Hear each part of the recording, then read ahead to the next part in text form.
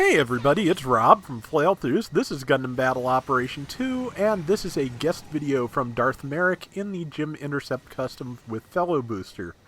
That, of course, the FB Fellow Booster is also the fancy backpack you see there.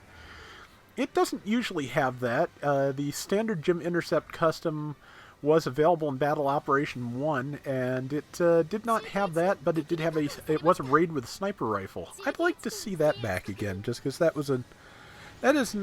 sniper raids are not as unusual a combination as they used to be, but I'm trying to think of any raids with a charging sniper rifle offhand and not coming up with anything. I'd like to see that again. I'm probably forgetting, like, a really major important one.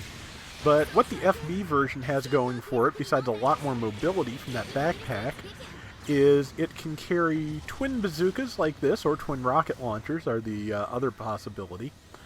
And it has that downswing, which covers a lot of ground and does good damage. The way the melee combos work is that the multipliers work differently for different mobile suits, and different levels of melee combo controller, as I recall, but the more swings you do, there's basically a damage reduction between swings. So the fact that you can hit that down swing, which is always your most powerful melee swing, the fact that you have an easy way to hit that straight out from the get-go without landing another melee attack first, means you can hit it for the maximum possible damage, which is pretty substantial.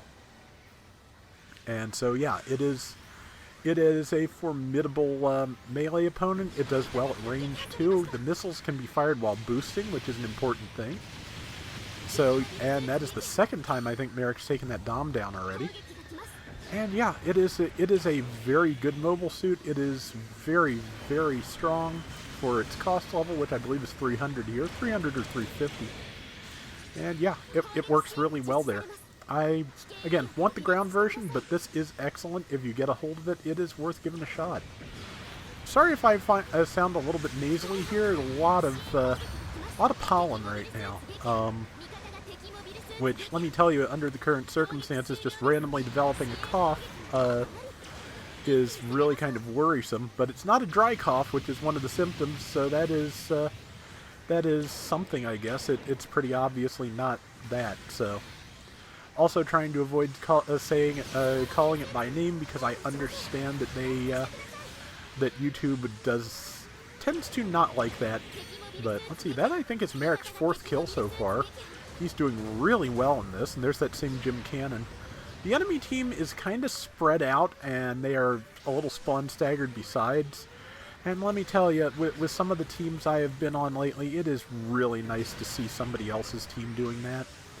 I haven't been playing very well myself, and I think to a certain extent I've just been really not fit company to play with lately, and I apologize if you have played with me and I've just been a flat-out jerk. It's a bad habit. I'm taking things too seriously because I am trying to get requests done, and if I'm playing for myself, it doesn't matter. If I'm playing for someone else, I just take it way too seriously, if that makes any sense at all. Nice death trade there. There were 3 enemies there. He was not going to be able to get away, but he did manage to trade kills with that Jim Cannon space type again. So, yeah, that's like, what, 5-1 so far? Very nice. 4 minutes left in the round. A really solid lead, and since one of his teammates disconnected, they're going to have to maintain that lead. So, they're in a good position to do that. Especially since his team seems to be grouping up a little bit. So does the enemy team, but it's just kind of simple math if the enemy team and his team both group up. So, oh boy. Oh man, that was close. But I got caught by an airstrike or by support fire like that myself just earlier. And that's always, pardon me, that is always just a really kind of irritating thing. But, I guess... well, it could be worse. I did ultimately win the round. In case you hadn't heard, they did just buff the Hyakushiki in the most recent update. For one thing, it's actually called the Hyakushiki now and has been for a couple of weeks. But on top of that, it now has double dodge roll, and they have actually upped the melee damage multiplier on its downswing. It does slightly more damage now, and that is... It is back to being really kind of scary to fight at times, because it can do a lot of damage even with type disadvantage in a short period of time. I nearly took down a Zeta Gundam in one combo with that earlier. So yeah, I'm gonna play it some more and see if I can get a good round with showing off the new capabilities. But Kyakushiki is still very good if you can get your hands on it. It's better now, of course. The enemy planted a bomb at Merrick's base, and doesn't seem like anybody's too concerned about it, and really they shouldn't be.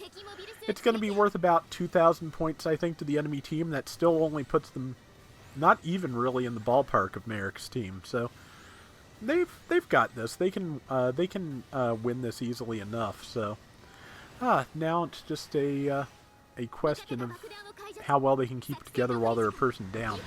That's the real question. And yeah, as you can see, that beam spray gun overheats very quickly, but it stacks a fair amount of damage. Let's see, Dom was too far away to land its flash. There's an ally coming up to help, which, let's see, I think Merrick's about to get this Dom. Swing, yep, tag the bottom of its feet.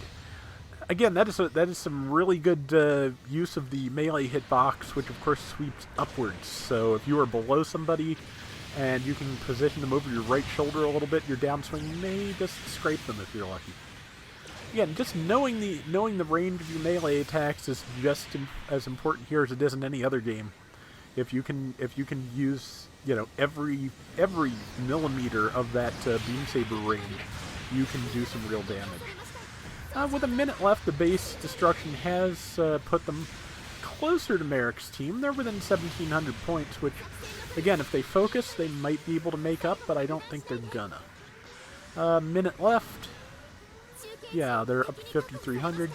It's 2-on-1 here for Merrick, and they are probably, yeah, whoa, 42 health. Yeah, I was about to say, and they're probably going to be able to take him down, but yeah, they're within 900 points of it now, so it's going to be close, but again, the fact they kept it this close while they're a person down is not a bad thing at all. Yeah, two people, actually one of them's taking C. But yeah, two people left, one of them's about to get killed in a room this low cost. That should not cost anybody the match, but if he can get over there and provide some assistance at the last second, it's not going to hurt anything either. Or get that last second kill right there. Somebody else got that last second kill right there, no harm done.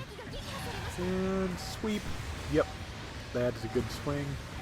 And another swing that didn't quite connect, but yeah, they kept the lead. They, in fact, widened it a little bit. So yeah, it was a good one.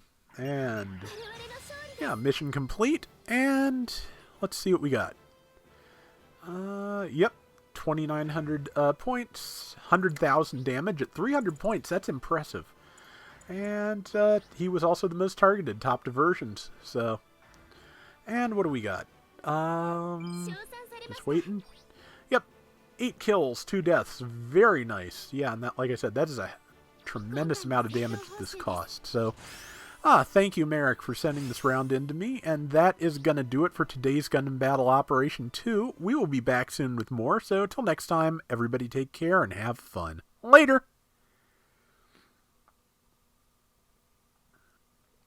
I'm trying to remember. I think the Jim Intercept Custom may have shared a sniper rifle with the Gunner Gundam in the first game. Not 100% sure, but yeah, it was pretty good, and I would like to see it come back. There's only a handful of things, I think, at this point from Battle Operation 1 that aren't back, but I'd like to have them all. Nice to see the Gun Tank 2 come back. I really need to give that a try.